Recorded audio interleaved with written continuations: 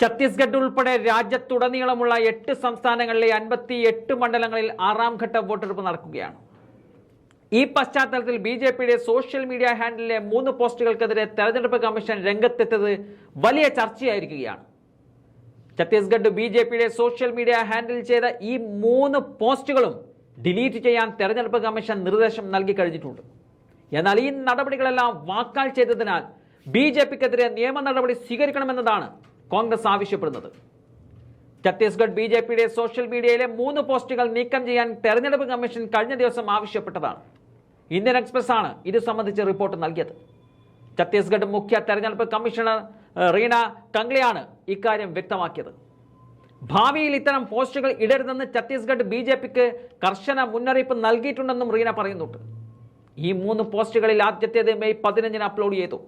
Animated വീഡിയോയിൽ മുസ്ലിം തൊപ്പിയും പച്ച വസ്ത്രവും ധരിച്ച ഒരാൾ ഒരു സ്ത്രീയുടെ സ്വത്ത് കൊള്ളയടിക്കുന്നതായി കാണിക്കുന്നുണ്ട്. യുവതി സഹായം അഭ്യർത്ഥിക്കുമ്പോൾ രാഹുൽ ഗാന്ധിയുടെ ഒരു കാരിക്കേച്ചർ അവിടെ കാണിക്കുന്നുണ്ട്. സ്ത്രീയുടെ പേഴ്സ് തട്ടിയെടുത്ത് കൊള്ളക്കാരന് നൽകുന്നു. മറ്റൊരു പോസ്റ്റിൽ അതേ സംഭവത്തിന്റെ ഒരു ഫോട്ടോ ഷെയർ ചെയ്തിട്ടുണ്ട്. പ്രസ്തുത സ്ത്രീയുടെ മംഗളസൂത്രം കവർച്ചക്കാരന് നൽകുന്ന രാഹുൽ ഗാന്ധിയുടെ കാരിക്കേച്ചറാണ് ഇതിൽ കാണിച്ചിരിക്കുന്നത്.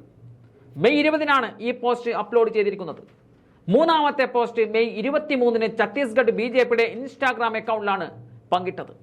അതിൽ മെയ് 7 കർണാടക ബിജെപി പങ്കുവെച്ച ഒരു വീഡിയോ പോസ്റ്റ് ചെയ്തിട്ടുണ്ട്. അതിൽ രാഹുൽ ഗാന്ധി മുസ്ലിം എന്നെഴുതിയ വലിയ മുട്ട ഒരു കൂടിൽ വെക്കുന്നതായി കാണിച്ചിരുന്നു. SC ST OBC എന്നെഴുതിയ ചെറിയ മുട്ടകൾ വേറെയുമുണ്ടെന്നും അതിൽ കാണിച്ചിട്ടുണ്ട്. മുസ്ലിം എഴുതിയ മുട്ടയിൽ നിന്നും പുറത്തേക്ക് വന്ന കാര്യം ക്രമേണ വളർന്ന് മറ്റു മുട്ടകളെ കൂടിന് പുറത്തേക്ക് തള്ളിവിടുന്നതാണ് ഈ വീഡിയോയിൽ കാണിക്കുന്നത്. ഈ പോസ്റ്റുകളൊക്കെയാണ് ഉടൻ നീക്കം ചെയ്യണം എന്ന് തെരഞ്ഞെടുപ്പ് കമ്മീഷൻ ബിജെപിയോട് നിർദ്ദേശിച്ചിരിക്കുന്നത്. എന്നാൽ തെരഞ്ഞെടുപ്പ് കമ്മീഷനിൽ നിന്നും ഞങ്ങൾക്ക് യാതൊരു അറിയിപ്പും ലഭിച്ചിട്ടില്ല എന്നും ഞങ്ങൾ സ്വന്തം ഇഷ്ടപ്രകാരമാണ് ആ പോസ്റ്റുകൾ നീക്കം ചെയ്തത് എന്നതാണ് ബിജെപി പറയുന്നത്. ബിജെപി ആ അവകാശവാദം തള്ളിയപ്പോൾ നിയമ നടപടി വേണമെന്നതാണ് കോൺഗ്രസ് ആവശ്യപ്പെടുന്നത്. രാജ്യത്തെ സൗഹാർദ്ദ അന്തരീക്ഷം തകർക്കാൻ ഗൂഢാലോചന നടത്തി കോൺഗ്രസിനെ അപകീർത്തിപ്പെടുത്തുകയാണ് ബിജെപി. ഇത് വളരെ ഗുരുതരമാണ്. മാതൃകാ പെരുമാറ്റച്ചട്ടം ലംഘിക്കാനാണ് അവർ ഇറങ്ങി പുറപ്പെട്ടിരിക്കുന്നത്.